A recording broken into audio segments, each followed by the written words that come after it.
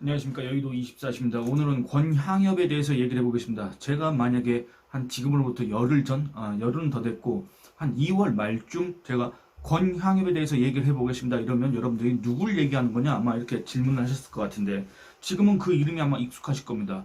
이 더불어민주당이 3월 1일 최고위원회의를 열고 2일 새벽에 이 여성 전략공천 이거를 결정한 전남 너무 지역구가 붙어 있어서 외우기도 힘듭니다. 전남 어딥니까? 순천, 광양, 복성, 구례, 을 선거구의 여성이라고 해서 전략공천을 받은 그 사람입니다. 권향엽. 근데 이 사람에 대해서 어떤 논란이 있었습니까? 이재명의 배우자 김혜경. 김혜경을 지난 대선 기간 동안에 배우자실, 부실장 명목으로 수행하고 다녔다. 그렇기 때문에 이거는 김혜경의 사천이다. 어떻게 공당이, 제1야당이 당 대표의 배우자의 그 인연에 의해서 이런 사천을 할 수가 있냐, 이런 논란이 있었지 않습니까? 그때 당시에 이제 더불어민주당과 권향엽은 이런저런 변명 내지는 해명을 했는데, 그거에 과연 우리 국민들이 그 누가 과연 공감하고 수긍을 했을까? 그게 이해가 되지 않습니다만, 어쨌든 이 권향엽이라는 사람이 이 해당 지역의 현역 의원 서동룡, 이 사람은 초선입니다. 서동룡 의원과의 경선을 통해서 이 경선에서 이겼습니다. 그 승리를 했습니다. 그래서 더불어민주당이 16일 이거를 발표를 했습니다. 권향엽을 공천하겠다. 이걸 확정을 했습니다. 근데 여러분들 중요한 건 뭔지 아십니까? 이게 경선이 일반 국민 경선 100% 이겁니다. 그러니까 뭔 말이냐면, 여러분들 우리가 생각했을 때 전남 순천 광양 구례 곡성 을 지역의 국회의원 후보자를 선출하는 경선이라고 한다면, 이 해당 지역 주민들, 이 해당 지역 당원들, 이런 의견들이 들어가는 게 아마 맞을 것이다, 이렇게 우리가 통상적으로 생각하지 않습니까? 그런데 그게 아니었다 그겁니다. 일반 국민 100% 경선이다. 이럴 경우에 그 국민이 과연 누가 되겠습니까? 이 ARS로 진행하는 여론조사 방식이 있지 않습니까? 이게 이 여론조사 전문가들이 흔히 얘기하기를, 정치에 관심이 아주 많은 사람들만 응답을 한다. 그렇기 때문에 이 ARS 그 여론조사 방식은 응답률이 아주 낮다. 그래서 이게 과연 전체 모집단을 대표할 수 있는 표본이라고 할 수 있겠느냐. 여기에 대해서 의문을 표합니다. 근데 이 ARS 방식으로 일반 국민 경선으로 진행했다. 거기에서 권향엽 씨가 이겼다. 여기에 대해서 과연 공정한 경선이었다, 이렇게 생각할 만한 사람이 과연 누가 있겠습니까? 이재명의 개딸들이, 또는 더불어민주당의 지지층들이, 그 해당 지역 주민들의 의사가 분명히 반영돼야 되는데, 물론 거기에도 포함되어 있을 거긴 하지만, 원래대로라면 이 해당 지역 주민들과 해당 지역 권리당원들의 의견이 반영될 수밖에 없는데, 갑자기 무슨 국민 경선으로 진행을 했다. 여기에 대해서 수긍할 사람이 과연 몇 명이나 있겠습니까? 권향엽과 그다음에 그 더불어민주당 안에서 권향엽의 전략공천을 갖다가 추진했던 그런 자들 빼놓고는 아마 여기에 대해서 공정했다고 평가할 만한 사람은 별로 없을 것 같습니다. 그 관련 기사를 한번 제가 쓴 기사인데 읽어보도록 하겠습니다. 더불어민주당의 전남 순천 광양 곡성 구례 을 선거구 국회의원 후보자 경선 결과 현역 서동룡 의원이 떨어지고 문재인 청와대에서 균형인사 비서관을 잠시 지낸, 몇 달 안 했습니다. 제가 알기로는 2021년도 아마 한 9월달, 8월달 이때쯤에 비서관에 잠깐 임명이 됐다가 그때 그 해 말인가 해가지고 다음 총선에 나간다고 그만뒀기 때문에 정말 몇 달 안 했습니다. 그래서 잠시 진행이라고 했습니다. 잠시 진행 권향엽 씨가 후보로 선출됐다. 더불어민주당은 권 씨를 후보로 공천하고 이를 발표했다. 더불어민주당 중앙선거관리위원회는 16일 이 같은 전략지역 경선 결과 및 공천 대상을 발표했다. 이렇게 쭉 했습니다. 근데 애초에 지난 1월 31일 여수 MBC가 의뢰하고 코리아 리서치가 실시한 여론조사 결과에 따르면, 이 해당 지역 현역 서동룡과 권향엽의 지지율은 각각 26%, 12%. 그러니까 권향엽이 해당 지역 현역 서동룡보다 지지율이 절반도 채 되지 않았다. 그런데 이 같은 지지율 차이를 외면하고 더불어민주당은 권 씨를 전략공천을 했다. 그래야만 한 이유가 뭐가 있었을까? 그겁니다. 다른 거 더불어민주당이 별걸 다 얘기했는데 이렇습니다. 당시 더불어민주당이 내세운 여성 전략특구 지정 사유는 전남에 여성 의원이 없었다는 점 등을 꼽았지만, 이는 억지로 가져다 붙인 변명에 불과하다는 지적을 피하기 어려웠다. 해당 지역을 전남과 광주가 행정구역상으로는 분리됐지만 통상 광주 전남이라고 부르는 점, 해당 지역 주민들도 광주와 전남을 분리해서 생각하지 않는 점, 광주 지역에서는 지금껏 여성 의원 다수 박혜자, 권은희, 양양자 등 다수가 배출된 점 등을 고려할 때 설득력이 떨어질 수밖에 없다. 결국 권향엽 씨가 지난 대통령 선거 때 지금의 더불어민주당 대표인 이재명 당시 대선 후보의 배우자인 김혜경 씨를 배우자실 부실장으로 수행하는 사적 인연에 따라 사천이 됐다는 의혹이 제기됐다. 이재명 대표와 더불어민주당 측은 권 씨의 김혜경 수행을 부인하고 법적 대응을 운운했다. 하지만 권 씨가 과거 자기 페이스북에 김혜경 수행이라고 여길 만한 흔적들을 다수 남겨놨기 때문에 그 같은 더불어민주당 측의 대응 역시 공감을 얻기 쉽지 않았다. 결국 권향엽 씨는 더불어민주당의 경선을 요구했다. 정정당당하게 경선에 임하겠다. 더불어민주당도 권향엽이 이렇게 했으니까 우리도 경선하겠다. 근데 여러분들 제가 말씀드렸지 않습니까? 그 경선은 통상적인 경선 방식이 아니라 돌연 갑자기 100% 국민 경선. 이거였다 그겁니다. 그래서 이 경선을 실시한 결과 어떻게 됐겠습니까? 여기에서 권향엽이 이길 수밖에 없었던 이유를 제가 그 전 영상에서도 이미 예견을 했습니다. 여기에서도 다시 그걸 재확인할 수가 있습니다. 그걸 한번 다시 말씀드리겠습니다. 여러분 한번 생각해 보시기 바랍니다. 이미 서동용과 권향엽이 경선을 실시하게 됐지만 그것만으로도 이미 권 씨로서는 얻은 게 많았다. 이렇게 얘기할 수밖에 없습니다. 왜냐? 권향엽 전략공천을 추진한 이들이 노린 목적 역시 상당 부분 달성됐다는 평가를 받을 수밖에 없습니다. 왜? 소위 이재명당이라고 불리는 더불어민주당의 전략공천을 이미 받은 점. 이건 뭡니까? 이거는 분명히 권향엽 뒤에는 누군가가 있다. 그 누군가는 누군가. 그건 제가 얘기 않겠습니다. 그리고 권 씨가 김혜경 수행 부실장을 했다는 점.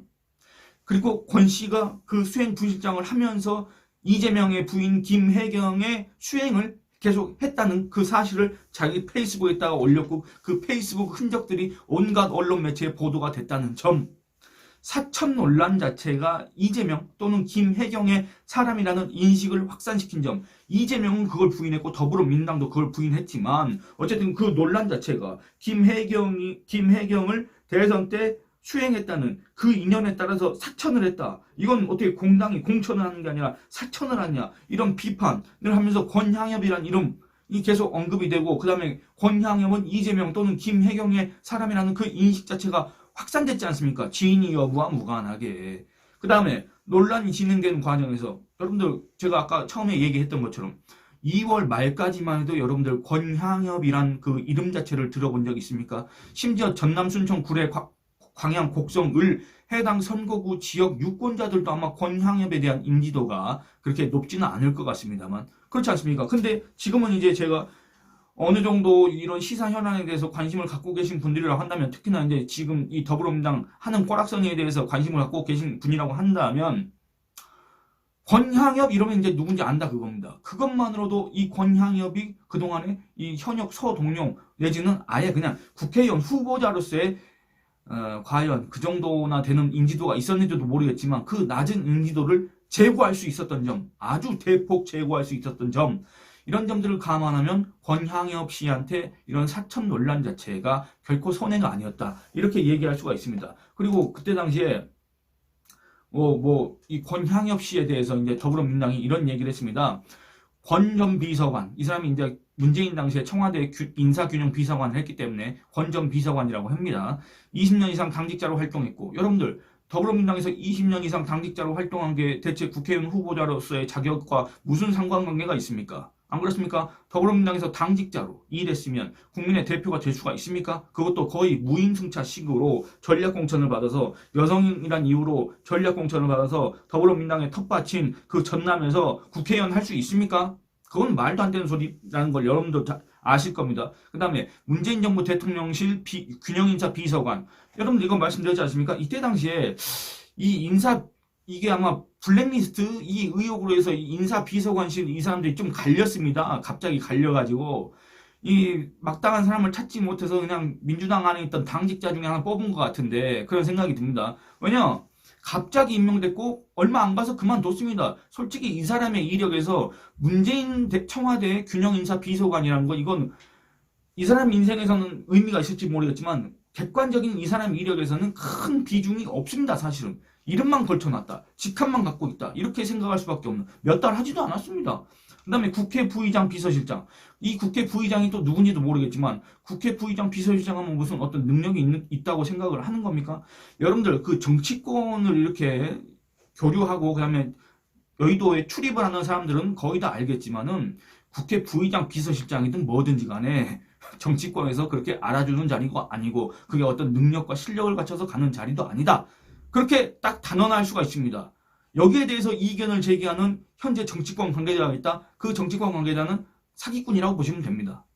그러니까 이런 경력을 무시하고 무시할 만한 경력입니다. 사실은 어떤 개인을 무시하면 안 되는데 이 더불어민주당이 권향엽이라는 사람의 이 이력을 마치 뭔가 대단한 것처럼 추켜 세우지 않습니까? 아닙니다. 절대 그럴 만한 경력이 아니다. 이거를 제가 확실하게 말씀드리겠습니다. 그래서 이걸 사천이라고 주장하는 것은 악의적 왜곡이다라고 했는데 아니 사천이든 공천이든 그런 걸 떠나서 이 권향엽 씨가 대체 국회의원 후보자로서 그 어떤 자격이 있길래 그 전략공천을 받을 만한 그 어떤 자격이 있길래 애초에 무슨 여성 전략공천 해가지고 전남에다가 꽂아 넣으려고 했느냐 이겁니다. 문제는. 그 다음에 요 논란으로 해서 이 권향엽 씨가 이재명 또는 김혜경의 사람 아니 실제 그렇다는 게 아니라 그런 식으로 이제 인식이 됐지 않습니까? 그런 인식이 확산됐지 않습니까? 그리고 경선 방식을 어떻게 했습니까? 국민 경선으로 해버렸습니다. 그러니까 여기에서 서동룡이란 현역은 힘을 쓰겠습니까? 못 쓰겠습니까? 안 그렇죠? 아니 서동룡이라는 사람이 애초에 그 해당 지역에서 일종의 기득권을 갖는 게 해당 지역의 권리당원 그 다음에 해당 지역의 자기 사적 조직들 이런 걸 통해서 아마 그 경선을 했으면 서동룡이 애초에 여론조사 때 기록했던 그 지지율을 얻으면서 아마 경선을 이겼을 텐데 그런 식으로 할 수 없을 그 경선을 딱 만들어 놓고 아 공정하게 경선했다 이렇게 한다고 한다면 이거를 갖다가 우리 국민 그 누가 수긍할 수가 있겠습니까? 이재명의 극성 지지층 개딸 말고 그 누가 이걸 갖다가 공정하다고 평가를 할 수가 있겠습니까? 이거는 더불어민주당이 사천 논란을 피하기 위해서 또는 권향엽 씨가 아 나는 내 실력으로 공천을 받았다 이런 걸 내세우기 위해서 아마 경선을 요청했는지 모르겠지만 전혀 그 효과는 없다. 그러니까 그런 식의 논란을 거쳐서 결국엔 권향엽이 원내 진출에 사실상 성공했습니다. 왜냐 더불어민주당의 공천을 받았으면 전남에서 공천을 받았으면 아, 이미 이제 본선 안 해도 사실상 당선된 거 아니냐 이렇게 생각할 수 있겠습니다. 그런데 우리가 깜빡한 사람이 한 사람 있습니다. 바로 이정현 전 새누리당 대표입니다. 이정현 전 새누리당 대표는 해당 지역에서 원래는 이제 전남 순초 국정이었고 이제 선거구가 개편된 다음에 이렇게 바뀌었는데 지금 해당 지역에서 준비를 하고 있습니다. 운동을 하고 있습니다. 사실상의 선거 운동을 하고 있는데 여러분들 이정현 전 대표의 저력을 무시할 수 없습니다. 그리고 이정현 전 대표 이전의 여론조사 결과를 보면 지지세가 꽤 괜찮습니다. 여기가 전남이라는 점, 더불어민주당의 텃밭이라는 점을 감안해도 지지세가 두 자릿수이기 때문에 해볼만 합니다. 더군다나 이 서동룡 이 낙선 과정에서 거기에 반발한 서동룡의 지지층이 있을 것이고 그 다음에 애초에 침묵하던 더불어민주당 지지층이 있는데 이재명한테는 내가 도저히 표를 줄 수가 없다. 이런 민심이 또 있을 겁니다. 이런 민심들이 아니 그래도 우리가 우리 동네 사람 이정현 그래도 한때는 집권여당 대표까지 한 그 사람 한번 찍어줄 수도 있지 않겠느냐 이런 생각을 하는 사람들이 또 있을 수가 있습니다. 그런 점들을 감안하면 그리고 권향엽 공천에 대한 반발 이런 것들을 감안하면 이정현 전 새누리당 후보가 아예 일찌감치 패배했다 이렇게 단언하기는 어려울 것 같습니다. 여러분들의 예상은 어떠신지 한번 의견 남겨주시기 바랍니다. 이 영상은 이만 줄이겠습니다. 감사합니다.